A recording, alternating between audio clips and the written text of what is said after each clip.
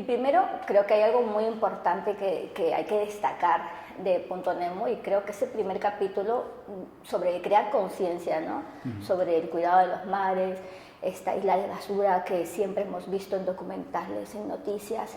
Pero quiero saber primero, ¿fue todo el equipo a esa isla? ¿Fue alguien a filmar? ¿Cómo se dieron también las normativas, ¿no? para planificar todo esto? Sí. Y sobre todo, gracias por mostrarlo también.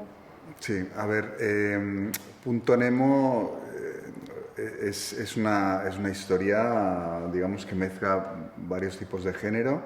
Como bien sabes, ciencia ficción, hay thriller, hay elementos de terror, pero sobre todo arranca con ese ecoterror, digamos, que es un miedo real que tenemos en la sociedad, y una realidad, que es que el mar está siendo explotado, abusado durante años, y la isla de plástico es una realidad, kilómetros y kilómetros de extensión. Sí. Entonces, a eso van la expedición de científicos en un buque militar, un barco militar.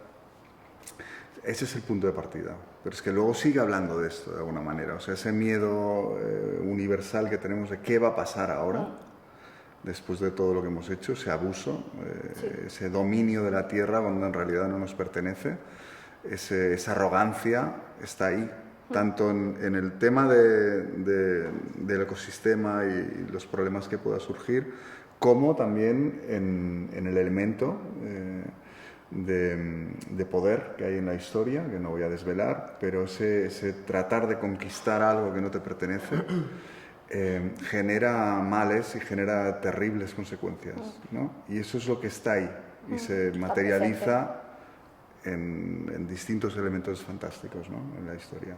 ¿Cómo fue el rodaje? Sobre todo porque, como te había comentado, también es una megaproducción, entonces no solamente vemos el rodaje en un barco, en una isla, sino también creo que, y por lo que me han comentado también, por ejemplo, Alberto Rodríguez, que está con una película en la que se grabó todo en el océano, debajo, submarinismo, que es muy difícil. ¿Cómo fue en este caso planificar todos estos desafíos?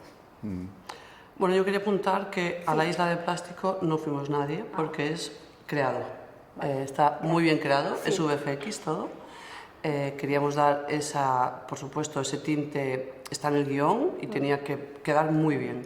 Entonces, como puede ver el espectador, hay muchos planos, es decir, no es solo un plano. No. Hay una gran inversión en VFX porque desde varios planos en movimiento se ve la isla de plástico. Eso es un apunte. Y luego, bueno, pues el director Denis te lo puede decir muchísimo mejor, pero el desafío de rodar en sets o en escenarios tan dificultosos hacía que la producción fuera muy compleja, muy compleja.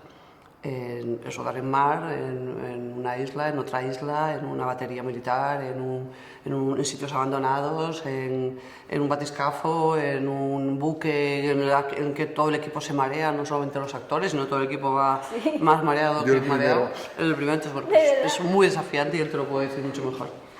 A ver, cuéntame esos mareos. A ver, esos mareos, dice, con biodramina a todo el equipo. Ayudó.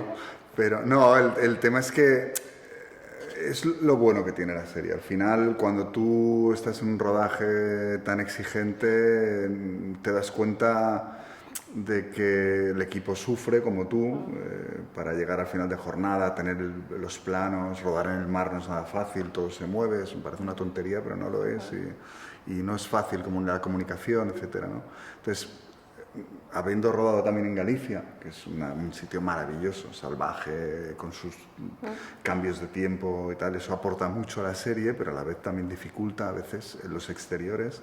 En este caso el mar, que es protagonista, fue difícil, pero luego hay interiores también muy sorprendentes y distintos, túneles kilométricos en una base militar real, frío, humedad, todo esto para bien, yo lo veo para bien, no sé si soy un poco...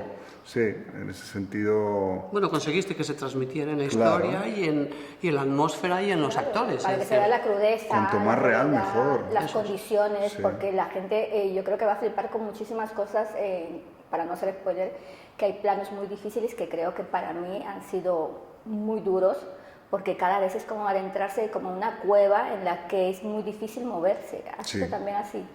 Bueno, hay un punto así de de opresión, de tensión constante, que va más como ¿no? una cosa que va hacia la oscuridad.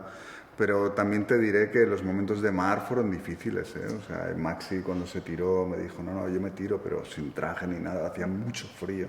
Alba Flores casi con hipotermia, es decir, que ha sido un rodaje, pero eso se ve luego en el acting, ¿no? O sea, que es real, y eso es así.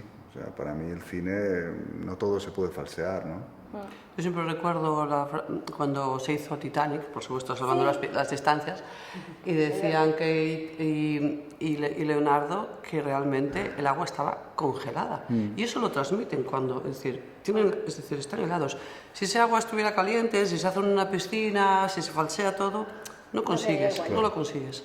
Entonces, a veces, bueno, en nuestro caso es por precariedad algunas cosas, o otras no, por supuesto. Pero sí que es cierto que en grandes rodajes también se ponen al límite a los actores para poder conseguir lo que el director quiere que le dé a ese personaje. Si no, sería todo no sé, un valle de una facilidad y una balsa de aceite. Que tengan que caminar, que tengan que luchar, esos trajes militares que llevaban eran muy bonitos. Yo creo que el vestuario también está muy bien conseguido, igual que el maquillaje y peluquería, que son excelentes. Pero claro, había días que los agradecías porque hacía frío, pero había días de 30 grados. Y dices tú, ahora ponte a rodar todo el día y ponte a caminar y ponte a hacer la acción y ponte a luchar una vez y otra vez y otra vez y otra vez, sin grandes infraestructuras, porque estábamos perdidos en la nada y no tenías una infraestructura de decir, bueno, pues ahora me voy allí y voy a descansar. Es que no podías ni tener una infraestructura para descansar. Entonces, bueno, pues ha sido duro a la vez que se transmite el realismo que necesitamos. Claro, y a raíz de eso de lo que me comentas, actores, y ahora paso a hablar porque creo que la implicación de ellos, como bien comentáis, es real, y eso hace que el espectador empatice con cada uno de ellos, que nos creamos esos momentos difíciles de terror, bueno, que circunstancias extremas, que vamos a ver en pantalla, pero ¿cómo fue también la realización del cast? Es decir, ¿todos esos nombres se barajaron desde el principio o también quizás queríais a otro, aunque no me digáis el nombre, no pasa nada, pero quizás queríais a alguien más que no se pudo tener? ¿Cómo fue todo esto? No, realmente, bueno, el proceso de cast también fue largo, igual que el de creación de la serie, que escribir esta serie fue un proceso muy largo, desde la idea primigenia de Dani Sáez de Parayuelo a la incorporación de Denis y ir creciendo el guión y ir haciéndolo, bueno, pues potenciando ciertas partes o suprimiendo otras, bueno, los procesos de guión, ¿no? Y en este fue muy largo. El de cast fue largo porque se hicieron pruebas a bastantes actores, pero sí que nosotros teníamos claros ciertos perfiles que los queríamos. En nuestra productora somos un poco de el no existe. Entonces, bueno, hay que conseguir a una menganita o hay que conseguir a fulanito y vamos a por él o vamos a por ella a 1000. Y bueno, yo creo que hemos conseguido un casting maravilloso. Cada uno además desempeña su personaje de forma increíble. Creo que están muy bien elegidos. El casting fue trabajo de Juana Martínez. Y creo que, bueno, por supuesto con la intervención de todos nosotros, porque nos gusta tanto a la dirección como a la producción, nos gusta ese proceso de selección de actores. Pero bueno, yo creo que todos los queríamos ahí y todos los tenemos ahí. Ha sido una suerte, la verdad. Es que trabajar con ellos, bueno, pues que cada uno también es como es, ¿no? Y son actores muy profesionales, quieren saber más del personaje, hay diálogo sobre las escenas, sobre esto, lo otro, cómo dirías esto. O sea, al final son gente implicada y eso pues conlleva pues, que hay que dedicarles el tiempo como director, hablar con ellos, ensayar lo que puedas, etcétera. Pero a la vez se ve el resultado, o sea, es maravilloso. Y el carácter que tienen en pantalla, eso a mí me fascina, la personalidad que tienen solo ponerse delante, ¿no? de la cámara. Bueno, ha sido todo muy fácil con ellos, dentro de que es un rodaje que tiene sus dificultades, claro. Estaban muy implicados, entonces han sido... Sí. Y contigo está muy a favor el director nos está llevando por un personaje que a lo mejor yo al principio no veía tanto, pero ahora lo veo más y tal, entonces... Creo que eso les imprimió confianza y, bueno, pues desde luego al principio, el inicio de un rodaje siempre está todo el mundo un poco más pues constreñido o más, bueno, ojo que veremos, y sin embargo, bueno, pues se fueron dejando llevar por a dónde los quería conducir el director a esos personajes. Y bueno, también hay otros temas que quiero hablar antes, a ver si puedo hacer todo en menos tiempo, un poco tiempo. Primero la música, y quiero saber también la importancia, obviamente, de una banda sonora, de una música que acompañe estos momentos. ¿Hasta qué punto también viste tú cuando ya se materializó todo en cabina y cuando ya estaba todo en postproducción?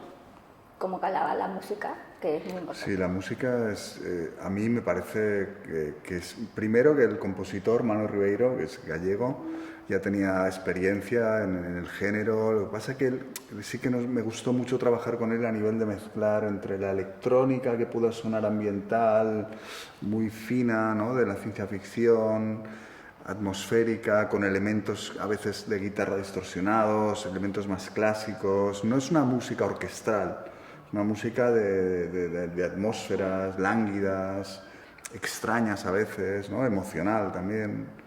A mí me ha parecido muy fino, muy fino.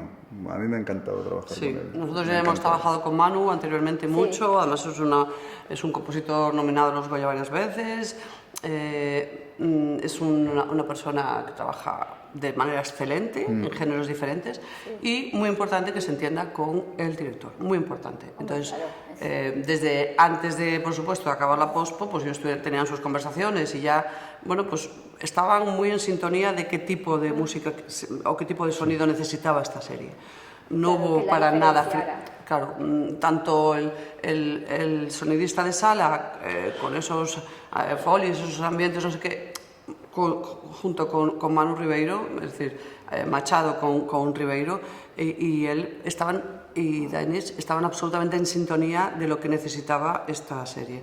Que no era una música constante, una composición, como dice, orquestada, no, era otro tipo de fondos lo que necesitábamos. Yo creo que lo han conseguido muy bien. Sí. Está muy bueno. Y bueno, para terminar, solamente aquí no os voy a pedir una palabra para definir la serie, no. Os voy a pedir una emoción que os generó cuando ya visteis este trabajo al completo. ¿Cuál sería esa palabra? Orgullo para mí, mucho orgullo de equipo, de haber hecho algo muy difícil, un reto total. Para mí el mayor reto de mi carrera hasta ahora. Y el nuestro también, como productores. Orgullo. Un orgullo infinito, se alinearon los astros para que estuvieran ahí esos actores, estuviera el director, estuviera el DOP, estuviera esa directora de arte, estuviera ese compositor musical, es decir, se alinearon los astros. Y luego ese tagline que lo ha mencionado Denis varias veces es: no juguemos a ser dioses porque no lo somos, y que el espectador se quede también con eso. Pues muchas gracias. Gracias.